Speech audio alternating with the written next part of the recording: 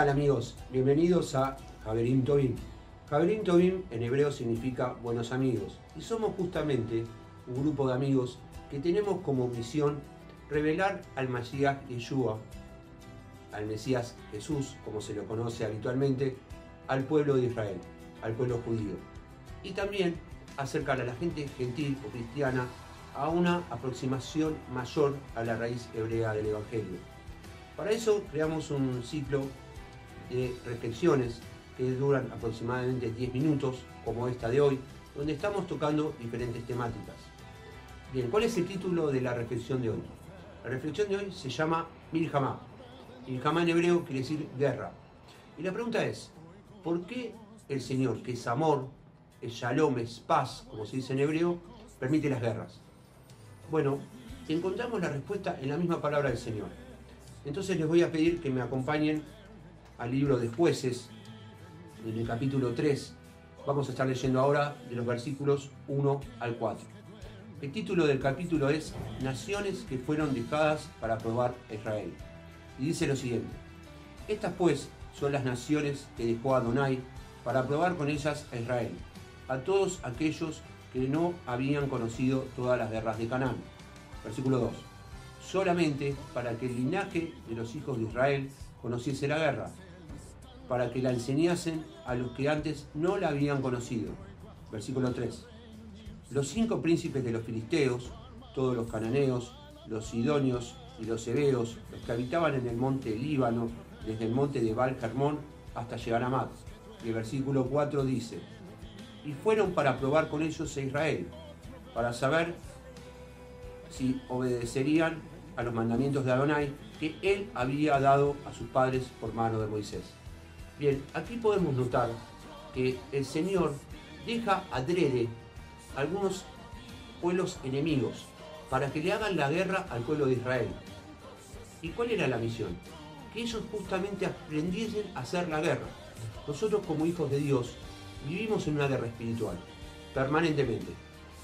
Estamos luchando contra Satanás y sus huéspedes, pero a veces los enemigos pueden venir disfrazados de un problema de salud, un problema de pareja, un problema matrimonial, un problema laboral. Entonces, el Señor necesita que nosotros, como soldados de Él, aprendamos y sepamos hacer la guerra. Es fundamental. Él podía haber permitido que el pueblo de Israel tome la tierra de Israel simplemente dando una orden. Sin embargo, no fue lo que pasó. Él permitió que haya pueblos extranjeros que hagan la guerra. Bien, vamos a tomar ahora un pasaje que hace referencia a la misma temática, pero lo explica de una manera diferente. Lo encontramos en el libro de Josué, del capítulo 11, versículos 16 al 20. El libro de Josué es un libro de guerra que habla de la conquista de toda la tierra de Israel. En este caso el capítulo se denomina Josué se apodera de toda la tierra. Y dice lo siguiente, versículo 16.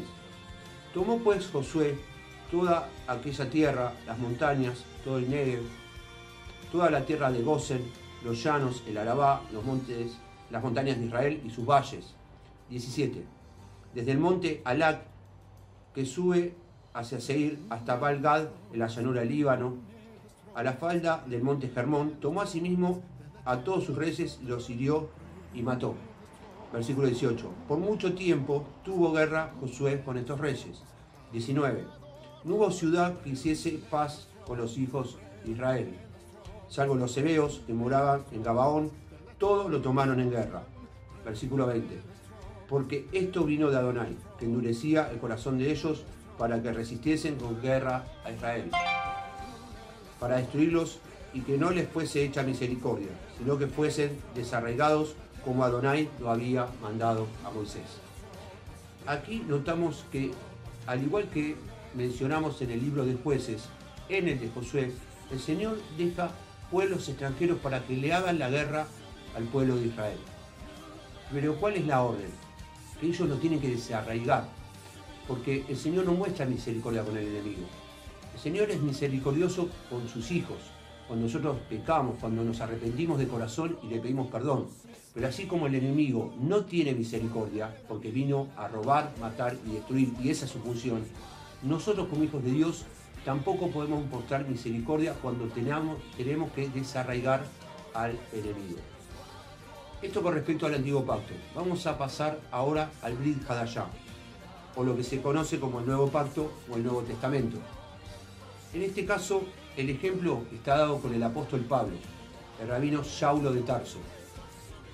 Y vamos a ver en 2 Corintios, capítulo 12, versículos 7 al 10, el capítulo que se denomina el aguijón en la carne. Dice lo siguiente, versículo 7.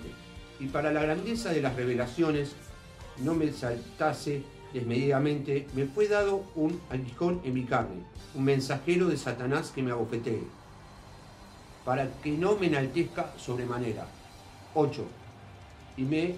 Respecto al cual 3 veces he rogado al Señor que lo quite de mí. Versículo 9. Y me ha dicho, y este pasaje es muy conocido, bástate mi gracia, porque mi poder se perfecciona en la debilidad. Por tanto, dice Pablo, de buena gana me gloriaré más bien en mis debilidades, para que repose sobre mí el poder del Mashiach, de Yeshua. Versículo 10. Por lo cual, por amor al Mashiach, me gozo en las debilidades, en afrentas, en necesidades, en persecuciones, en angustias, porque cuando soy débil, entonces soy fuerte. Podemos notar aquí que al apóstol Pablo el Señor le deja unas debilidades y que cuando él le pide que se las quite, el Señor le dice, no, bástate con mi gracia. ¿Por qué? Porque Dios lo que quería era lograr una dependencia absoluta de un hijo suyo hacia la presencia del Señor.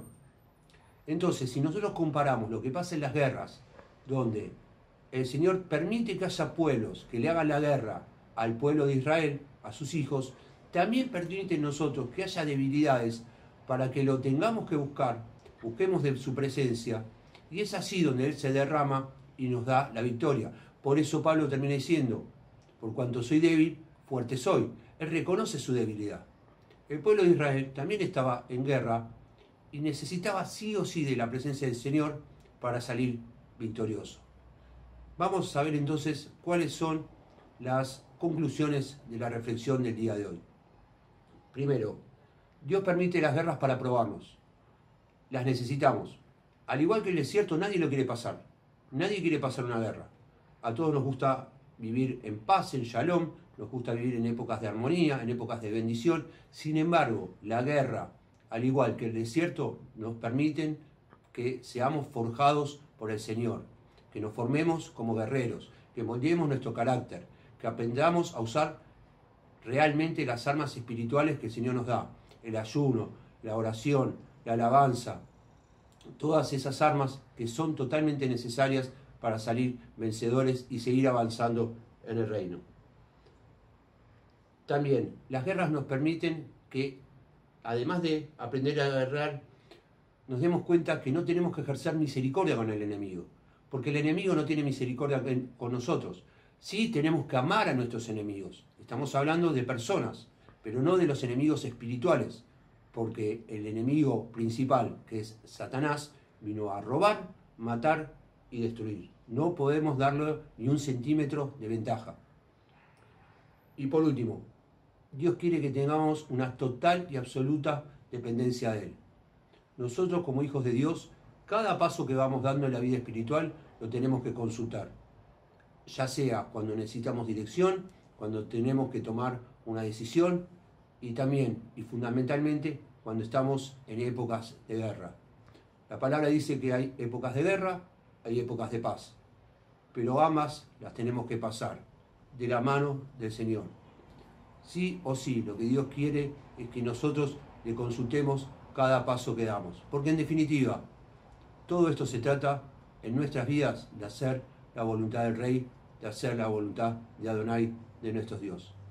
Hasta aquí las reflexiones del día de hoy. Esperamos, amigos, que hayan disfrutado de este programa y nos reencontramos en la próxima edición. Nos despedimos ahora con un cordial Shalom.